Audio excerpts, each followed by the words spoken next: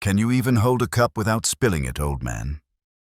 The young barista's words cut through the morning coffee shop like a knife. An elderly man stood at the counter, his weathered hands trembling as he reached for his wallet, his eyes downcast. The line behind him grew restless. Someone whispered about holding up the line. The barista rolled her eyes, tapping her perfectly manicured nails on the register with theatrical impatience. If you believe every person deserves respect regardless of their appearance or condition, type honor in the comments right now. His name was Thomas Reed, 72 years old, and those shaking hands told a story no one in that trendy downtown coffee shop cared to know.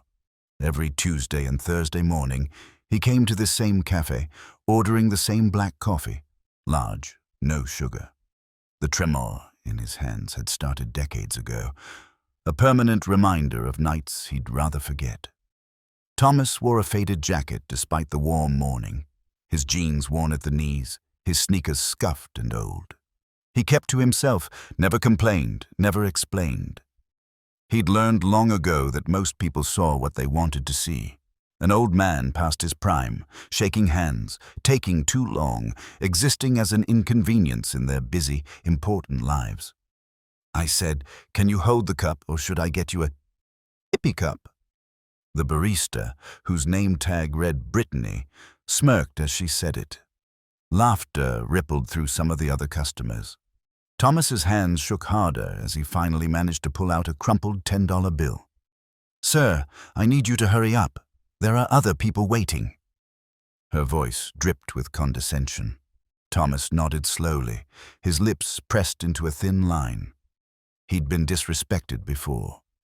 You don't live 72 years without learning that cruelty often comes from ignorance. But it still stung. It always stung. Another customer behind him sighed loudly, checking her phone. "Some people," she muttered, just loud enough for Thomas to hear. His hands trembled more violently as he tried to place the bill on the counter. It slipped, floating to the floor. Brittany threw her hands up dramatically. "Oh my God, seriously?" She didn't move to help him. Thomas slowly bent down, his knees protesting, his back aching. The tile floor was cold and sticky. He could see designer shoes, sneakers, boots, all tapping impatiently. His fingers finally closed around the bill. As he straightened up, gripping the counter for support, Brittany snatched the money from his hand the moment he raised it. "Finally," she said, punching buttons on the register with aggressive efficiency. "Name for the order." Thomas's voice came out quiet, steady, despite everything. "Reed. Thomas Reed." Brittany scribbled something on a cup without looking at him, then thrust his change across the counter. Coins scattered. She didn't apologize. "Next," she called, already dismissing him. Thomas carefully collected his coins, each one a small battle, and shuffled to the waiting area by the pickup counter. His heart felt heavy in his chest. The cafe was packed with the morning rush. Young professionals in sharp suits, students with laptops, mothers with strollers. They all moved with purpose, with places to be, with lives that mattered. Thomas stood in his worn jacket and waited. His hands gripped the edge of the counter to keep them steady. He watched Brittany and her co-worker laugh about something, glancing his way. The co-worker, a young man with a man bun, shook his head with a smirk. Thomas closed his eyes briefly. He thought about May, his late wife, who used to hold these same shaking hands without question, without judgment. She'd understood. She'd been there when the nightmares were worst, when the tremors first started, when he came back different than he'd left. The pickup counter bell dinged, snapping him back to the present. "Order for Tree?" Brittany called out, holding up a cup. She'd deliberately written his name wrong. More snickers from behind the counter. Thomas stepped forward and reached for the cup. As he did, the cafe door opened with a commanding presence. A tall woman in a crisp Navy officer's uniform walked in, her bearing unmistakably military, her captain's insignia catching the morning light. The cafe atmosphere shifted almost imperceptibly. Several heads turned. The woman moved to the counter with purpose, but her sharp eyes swept the room, taking in everything with the practiced assessment of someone trained to notice details. She stood in line directly behind Brittany's current customer, her posture perfect, her expression neutral but alert. Thomas took his coffee cup carefully in both hands. The name Tree was scrawled in sloppy letters. He turned to find a seat, trying to make himself invisible. "Excuse me, what's your name?" The Navy captain's voice carried authority, but it wasn't directed at the barista. She was looking at Thomas, who had frozen mid-step. He turned slowly, confused, his coffee cup shaking in his grip. "Sir, your name?" "On the cup." The captain stepped out of line and walked directly toward him. Brittany's eyes widened. The background chatter of the café began to fade as people noticed the interaction. "It's Reed. Thomas Reed, ma'am," he said quietly. The captain's eyes dropped to the coffee cup, reading the deliberately misspelled name. Then her gaze moved to his trembling hands. Her jaw tightened almost imperceptibly. "Commander Thomas Reed?" she asked, her voice different now, softer, but filled with something like reverence. Thomas's eyes met hers, and something passed between them, a recognition, an understanding. He nodded once, barely. "Yes, ma'am. Retired. Long time ago." The captain's entire demeanor transformed. She snapped to attention with a precision that made everyone in the café jump slightly. Her right hand rose in a perfect salute, held steady and unwavering. "Captain Sarah Mitchell, United States Navy. Commander Reed, it's an honor." The café went absolutely silent. Every conversation stopped. Every phone was forgotten. Even Brittany's hand froze on the espresso machine. Thomas's shaking hands carefully set his coffee cup down on the nearest table. Slowly, with visible effort, he straightened his posture. Despite the tremor, despite the years, despite everything, his own hand rose in return salute. For just a moment, the old man disappeared, and everyone saw the warrior he'd been. Captain Mitchell held her salute for a long moment before dropping it. "Does anyone here know who this man is?" Her voice rang out clearly, addressing the entire café. "Does anyone here know what these shaking hands survived?" The silence was profound. Brittany's face had gone pale. Captain Mitchell turned, making eye contact with her specifically. "Commander Reed served 3 tours in Vietnam. 3. He was a Navy helicopter rescue swimmer." She turned back to Thomas, her voice thick with emotion. "How many men did you pull from the water, Commander?" Thomas's voice was still quiet, but steadier now. 63 confirmed rescues, ma'am." The captain's eyes shone. 63 American servicemen who got to go home to their families because this man dove into burning water, into enemy fire, into storms that should have killed him. Those hands. She gestured to Thomas's trembling fingers. They shake because of nerve damage from hypothermia, from spending hours in water so cold it should have stopped his heart, pulling wounded sailors and Marines to safety.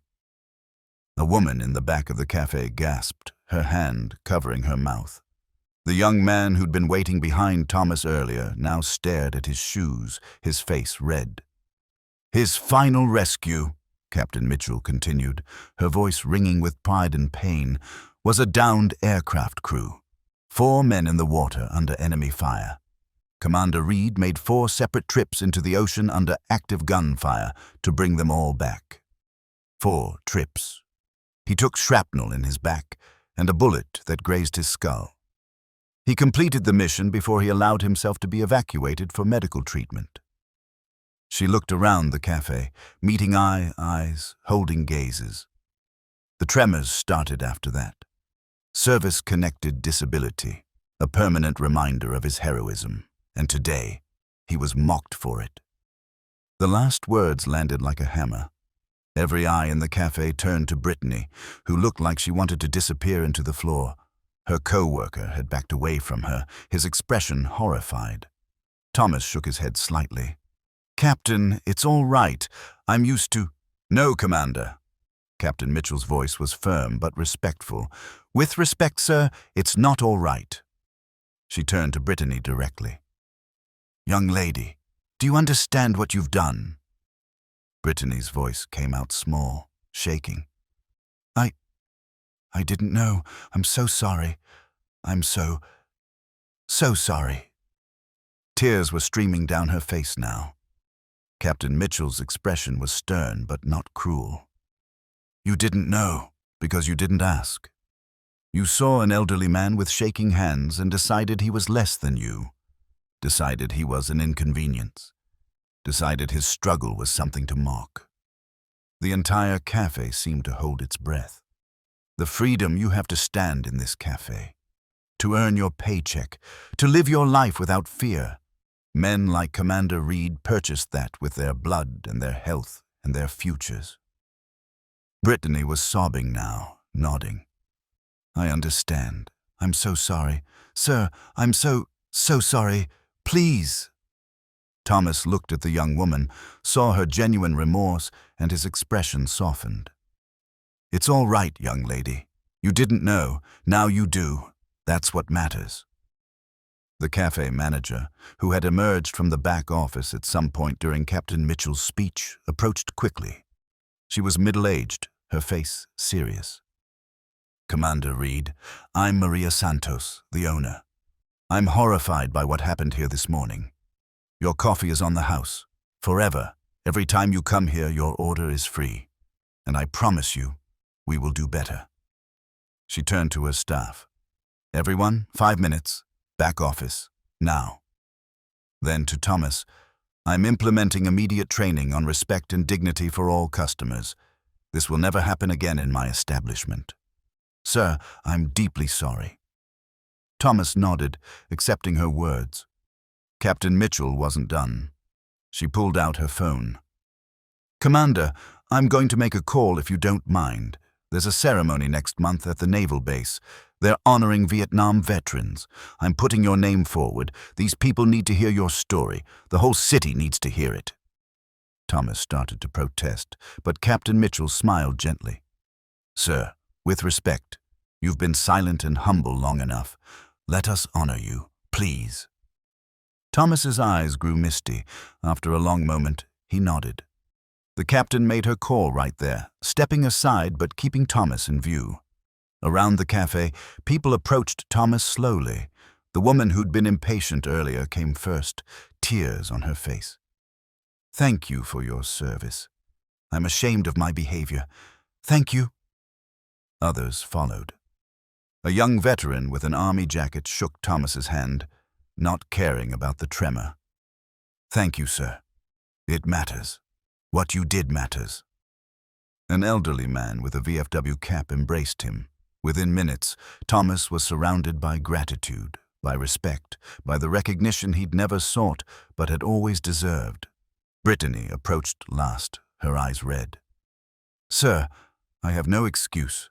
I was cruel. I judged you. I'm so sorry. I understand if you can't forgive me. Thomas looked at the young woman for a long moment. Then, slowly, he extended his shaking hand. We all make mistakes. Learn from this. Treat every person like they matter. Because they do. That's all. Brittany took his hand carefully, reverently, tears flowing freely. I will. I promise. Thank you. Captain Mitchell finished her call and returned. Commander, you're all set. Ceremony is November 14th, and I'd be honored if you'd let me buy you a proper breakfast. There's a veterans cafe 2 blocks from here, owned by a Marine. Best food in the city. Thomas smiled. A real smile, perhaps the first genuine smile he'd worn in that cafe. I'd like that, Captain. As they walked toward the door together, the entire cafe stood. It started with the young Army veteran rising to his feet at attention, then another and another, until every single person in that coffee shop was standing, watching 2 warriors walk out into the morning sun, one in uniform, one in a worn jacket, both deserving every bit of respect. The video footage from the cafe's security camera would later go viral, shared millions of times, the moment when an entire room full of people learned the same lesson. You never know someone's story just by looking at them. Thomas Reed's story made national news. He was honored at the naval ceremony with full military recognition.